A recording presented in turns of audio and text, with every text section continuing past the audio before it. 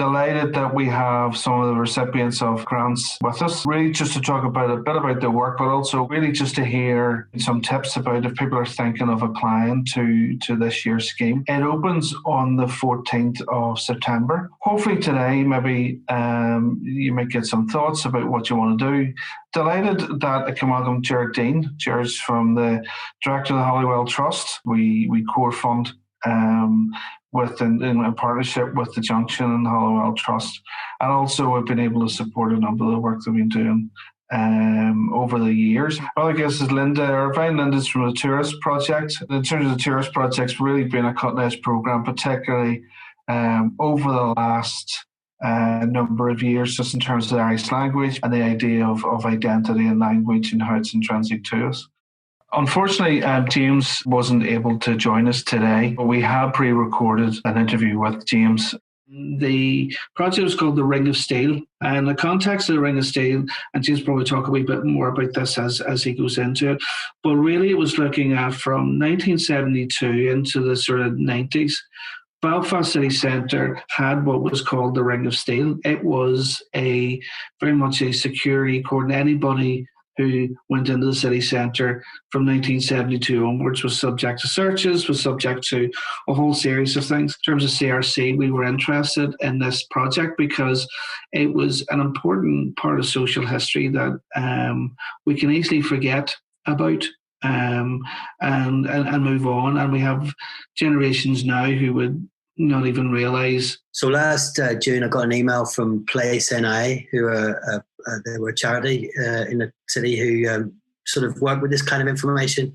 They were having a one-day workshop with Professor Kate Cattrall from University of Texas, and she was going to be taking the participants of the workshop through the story of this Ring of Steel. Okay. So I, not knowing too much about this, obviously I'm not from Belfast. I've lived here for a long time, and I do have a strong interest in the city and its especially recent history. I'd heard things about the Ring of Steel, and I remember some of the security infrastructure from when I first came here, but my knowledge was quite low. So I thought I'd go along to the workshop. She took us on a tour of the city centre and showed us the remnants of some of the security infrastructure that surrounded the entirety of Belfast City Centre, which is known sort of colloquially as the Ring of Steel. It really opened my eyes to this little known aspect of the recent history of the city. And during the tour that she gave us of the city centre, she mentioned how she was interested in somebody collaborating to produce an interactive map. Towards the end of last year, I was looking around and I saw that the council have funding available for projects a bit like this, and I got in touch. There's quite a lot of material. I mean, there's quite a lot of stuff you have to sift through in terms of, you know, what do you include, what do you not include, the sensitivities around certain images, if you include that or not. But how did you go about gathering those? I was sort of in at the deep end, really, because obviously it's a very contentious and sensitive topic to be investigating and presenting publicly in a public forum like this. And also, when I approached the council, I realized that the work that you do is all about, sort of inclusivity and building a city that everybody can participate in.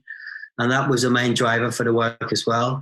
It's not telling this story from a specific political viewpoint. In fact, it's a non-political story I wanted to tell. It's just a story of a unique thing that happened, and it happened in Belfast. It hasn't happened anywhere else, not to the level that it happened here. And the effect that it had on the city at the time and since as well is a unique thing. It's a unique phenomenon. So I really wanted to get into the real detail of the story. What was this infrastructure? Who put it up? How long was it there for? How did it change over the period? And when did it come down? How did it come down? How come it's not really talked about? I spoke to Public Records Office in Belfast. They had very little information. I spoke to numerous organisations, and I kept getting turned back.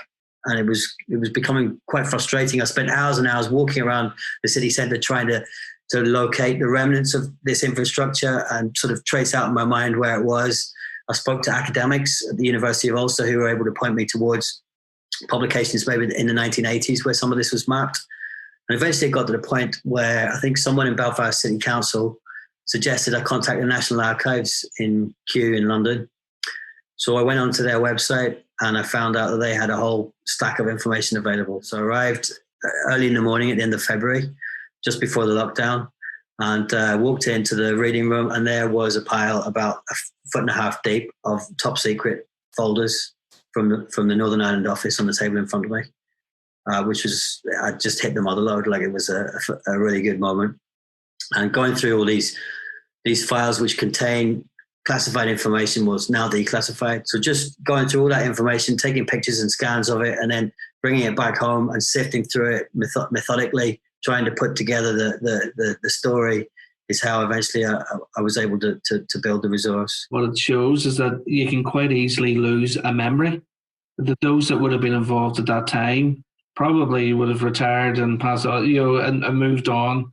So it's important, you see, with the kind of public records, that actually you really see the value of that and getting the sense of the time. But was there anything kind of struck you in terms of why this was important in terms of just the recording of the history? What really impacted me was it was a fortress. The centre of Belfast was a fortress. It was a militarised fortress. To get in and out, you had to go through all these checks, and there was a constant risk of attacks, things getting through. And, I think the barriers were quite successful in what they aimed to achieve, which was to stop that kind of stuff happening.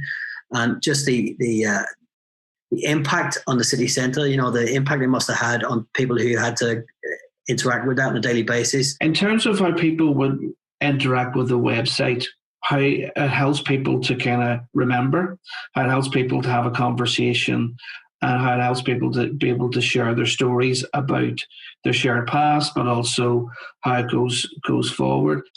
So having the website as a means to stimulate discussion, and also to stimulate interaction, and people sort of leaving their own memories. If you're looking at the media grandscape, how did that help you in terms of, just in terms of the support? What did it mean that it enabled you to do? It enabled me to produce the website. I think if I hadn't have had that support, I would have found it very difficult. Thanks to the support I think that I got from the media grant, that I was able to realistically do this. What advice, or would you have any advice for someone who's applying or thinking about applying? I would suggest, consider the work that you want to do and how it sort of fits in with the council's wider aims.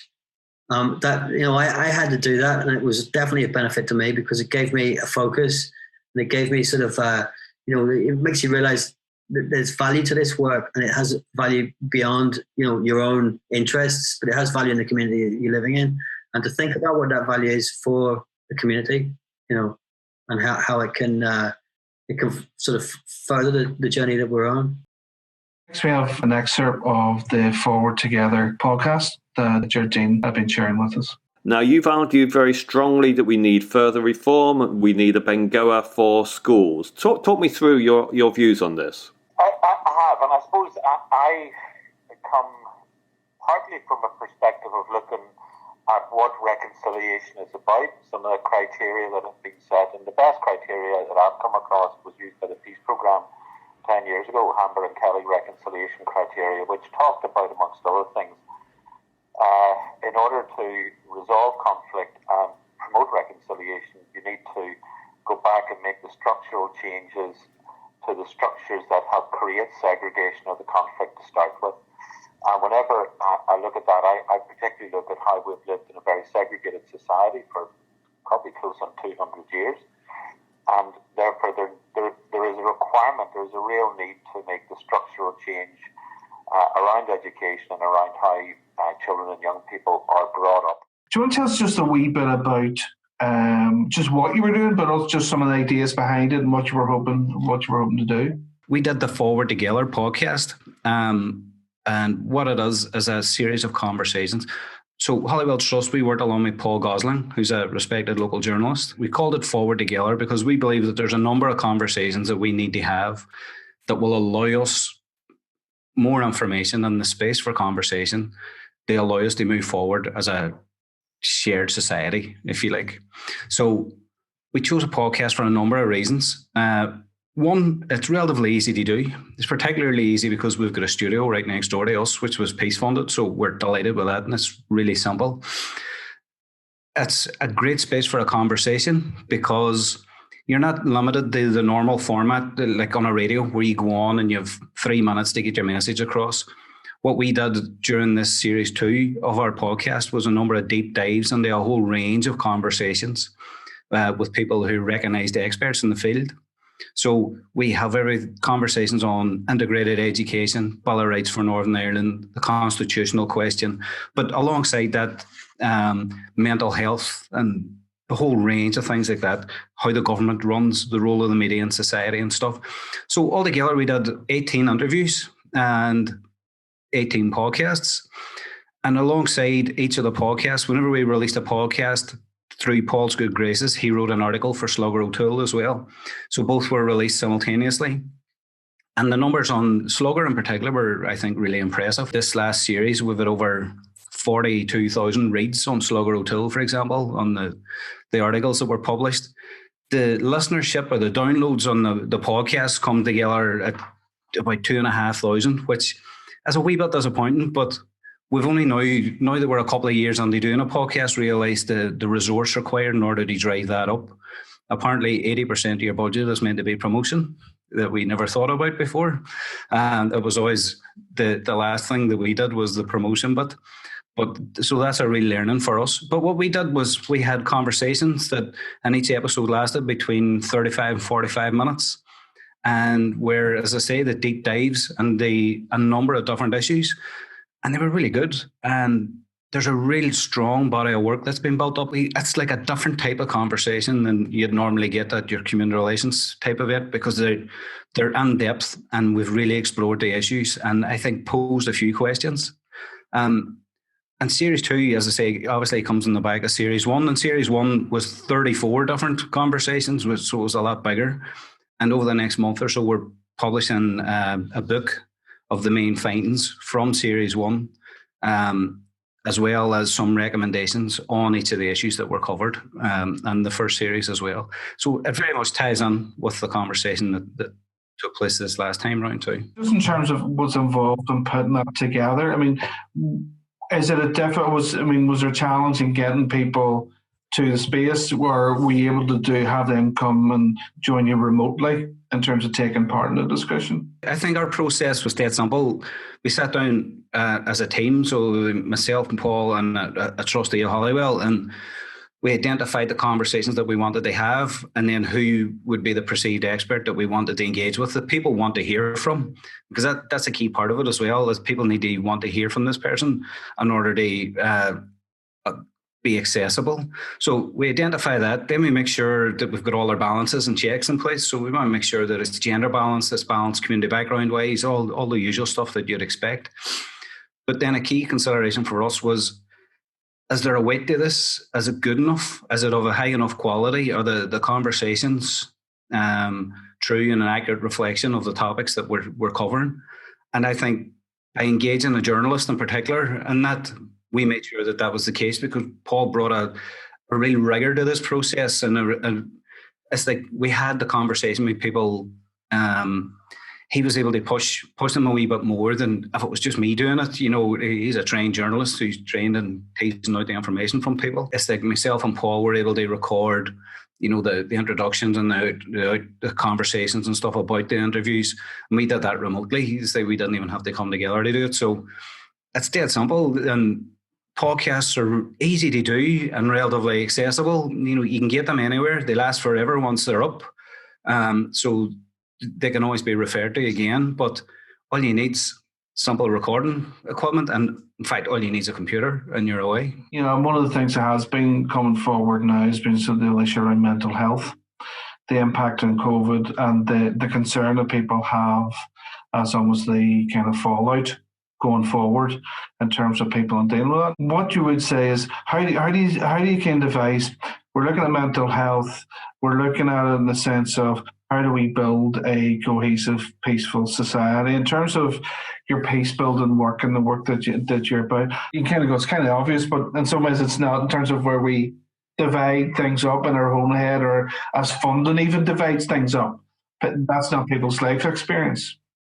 Not at all. And it's like you look at suicide rates or self-harm rates or whatever it is in Northern Ireland, they're hugely higher than anywhere else. And there's a reason for that. And I think a lot of the reason for that is the last 40 years of violence have taken its toll on people. And that's one of the things that Siobhan O'Neill was saying really clearly was, look, we need to be careful, or we need to be really aware of the fact that people are still dealing with trauma, and there's people that are living through trauma.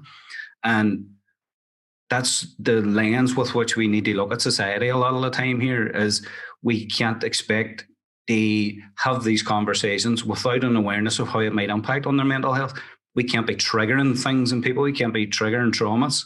So it's one of the things that we've actually found with Zoom and stuff and some of our other work that we've been doing is, yes, Zoom is really useful at connecting people, but you can't always have the really difficult conversation by Zoom, because it's really difficult at times to leave people vulnerable whenever they're at home. And people sometimes say things when they're not in the room with somebody that they mightn't ever say when they are.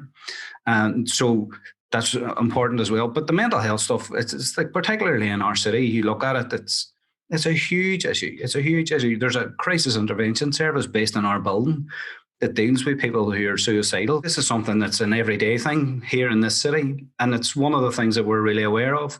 It's built into just about every program that's delivered here now, because it was never talked about before, because we just coped. You just cope because you have to cope. But now that, if you like, the mainstream or the violence has stopped, we've come to the realization that we have to address the impacts of that violence. We have to address the things that are impacting on people and their lives. Yes, we might have peace, but peace for some people is just as awful as the violence was for some of us as well. So we need to find a way of making sure that people are allowed to move on, but do it in such a way that we're not further traumatizing them, because I think that's a real challenge. Linda's sharing us the animation, the work that we've been able to support. Let's just take a minute and have a look at the work that's been done to date. I don't really know what the spur was. I thought, if I don't go, I'll chicken out and never go. So I literally went the next morning, and I was walking down, and the closer I got, the more I started looking around to see if there was anybody else who looked like they might be going. I was expecting like a classroom format. The chairs were set out and set in a horseshoe.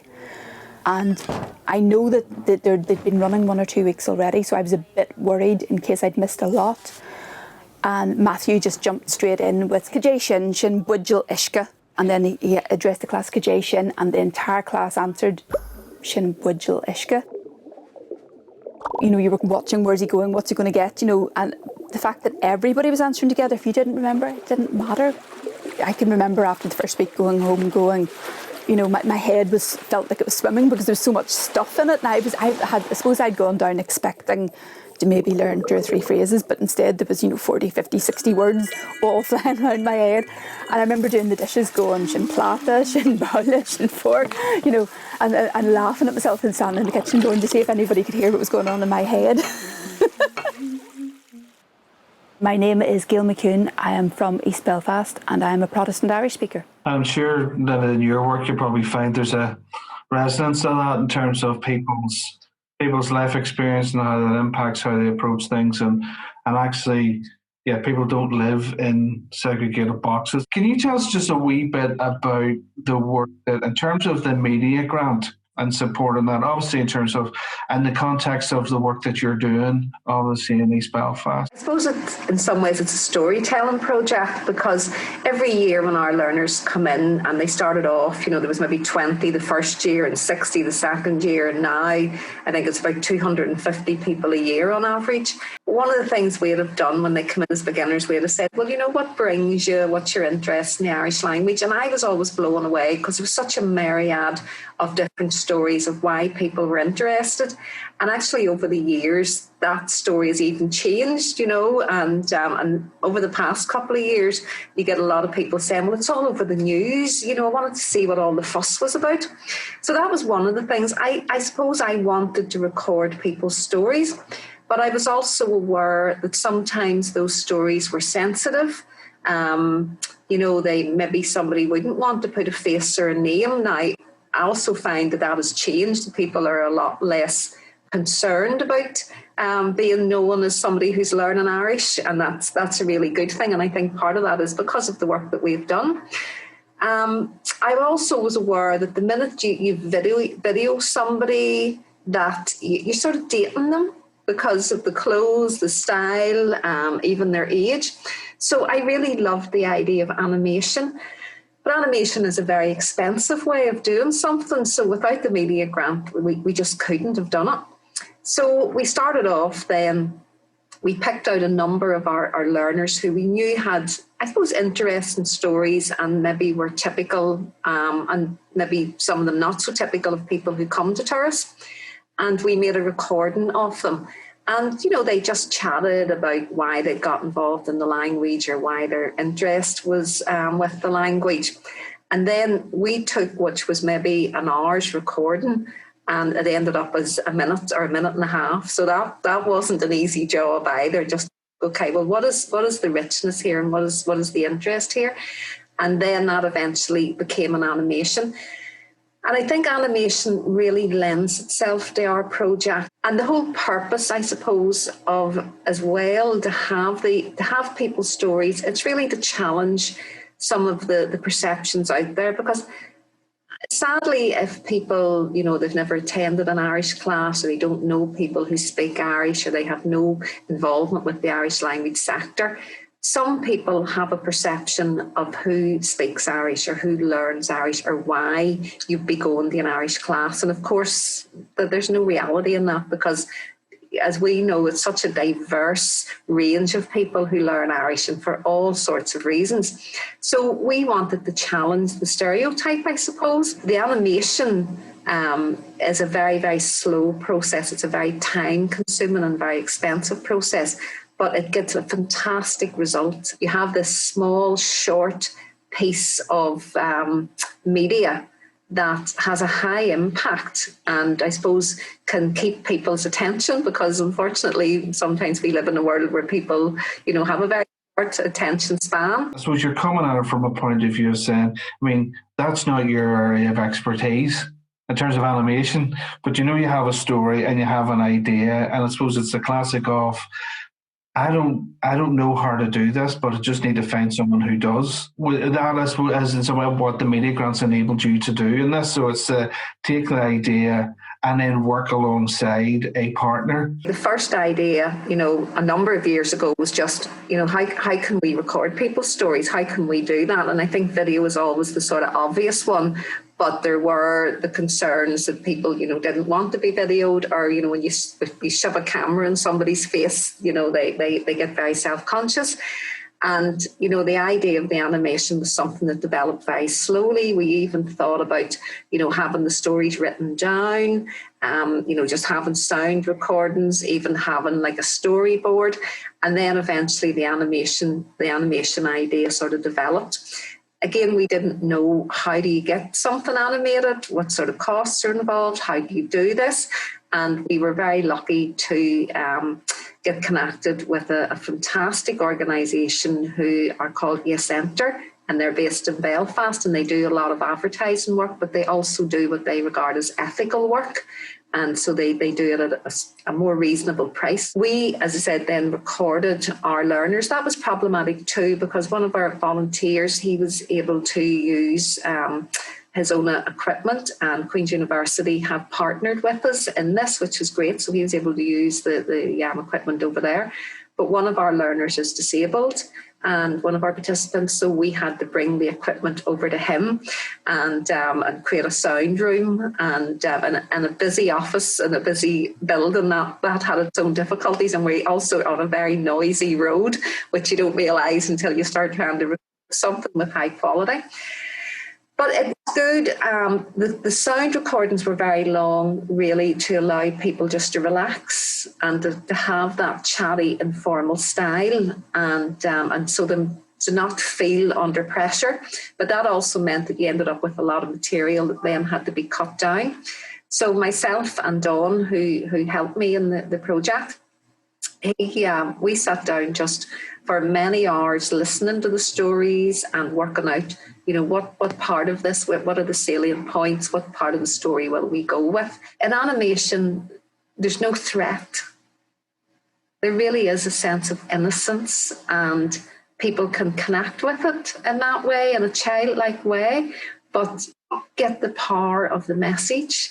And, just so pleased with the finished result. In terms of advice for those thinking they apply, we knew what we were trying to achieve. We were trying to get our message out there. We were trying to challenge stereotypes. We were wanting to allow our learners to tell their story in a way that was non-threatening to them and allowed them to be anonymous if they wished to be. But really for us, it was very, very important that we were able to, I suppose, engage with an audience that we don't normally get the chance to engage with. And social media, the role of the animation, being able to get this into little film festivals, this allows us access to a number of platforms. And Gerard, would that be the same for yourselves? I'd agree with Linda. It's remember what it is that you applied for and what it is that you're doing and why it is that you're doing, or the format that you chose. Because it's so easy to go, I've just talked to this person. It would be great now if we could further that conversation by talking to such and such and such and such. Whereas we decided, no, we're going to cover X number of topics and we're going to stick to that. And because that's the conversations that we think are important to have. You could lose the track of yourself and end up creating work for yourself and whatever else. But the advice I would have is allow space where possible in the budget to buy in experts. And buy in experts when it comes to, like Linda's saying, be it the production side of stuff on an animation, or in our case, production side of stuff when it came to editing, or the quality of the audio and that side of stuff. It really does help. But I think what was key and what is key to the whole thing, in our point of view, was I think the trust and relationship that we developed with Paul Gosling, the journalist that we worked along with, because I had a great suspicion the journalists going into this undertaking, they tell you, because they seem to have a different agenda at times, but whenever it was really clear with Paul, and he was coming from the same thing, it was around, let's deepen conversations, and the reason for deepening these is to benefit us all for the future. And when that was really clear, and it was really clear, and it was really clear in the way that Paul went about carrying out the interviews and stuff as well. But that was good. And it can be challenging, but I think stick to the message. Stick to the message is key. In terms of, if you're looking at this, one of the things we're keen on is, getting people to talk about issues they don't normally talk about with people they normally avoid. And in terms of that debate, and in terms of things that you're trying to challenge, I mean, from your own perspective, why do you think, and I'm thinking about in this current context, why it's important that we have resources that are putting out their ideas and different perspectives, particularly around good relations work? With the work that we've been doing and with the opportunity with the media grant to do the animation process, as I said, we wanted to reach an audience we don't normally reach. But with the COVID situation now and everything really going online, I mean, it has absolutely worked perfectly now because, we're not going to have people face to face. We're not going to be dealing with people. I'm not out doing talks with face to face audiences. That's been put on hold. So this is a way for us to still have an audience. Essentially what was behind our whole process was that we needed to have the difficult conversations on a range of topics. And we made a particular effort to engage, for example, the PEL community representatives on an all-Ireland conversation or a constitutional question. And Linda knows because she was part of the first series and we asked her those very questions because we took a lot of learning from the Brexit debates or lack of debate and accuracy, I think, in the lead up to the Brexit referendum. And we were very aware that there was a whole absence or a vacuum of accurate information when it came to Brexit and what was going to happen afterwards. So one of the things that we said was, look, no matter what topic it is that we're talking about, we need to talk about this from a position of where we're informed, or we do our best to be informed about these conversations. So yes, we had conversations about the economy and the economy in the north and the rest of the island and how it works. and where there's pockets of disadvantage and why there are pockets of disadvantage. And that goes right back to the community relations issues. East Belfast and the Bogside and Craigan, they all suffer the same economic disadvantage. And there's reasons behind that. There's decisions behind that. West of the Band development hasn't been as good as east of the Band development, etc. So these things need to take place, and they need to take place. The conversations need to take place in a way that's constructive. We need to have an informed debate where people can feel as though they've been heard, and they mightn't like what they hear, but what they're hearing is accurate, because the people that we're talking about the economy are actually economists who've done the research, and this is all based on fact. Or the people we're talking about integrated education are people who are involved and implementing integrated education. So we go to the expert because the experts know, and we have to move beyond the well-known face on TV who just happens to have an opinion on everything. We need to get back to talking to the experts.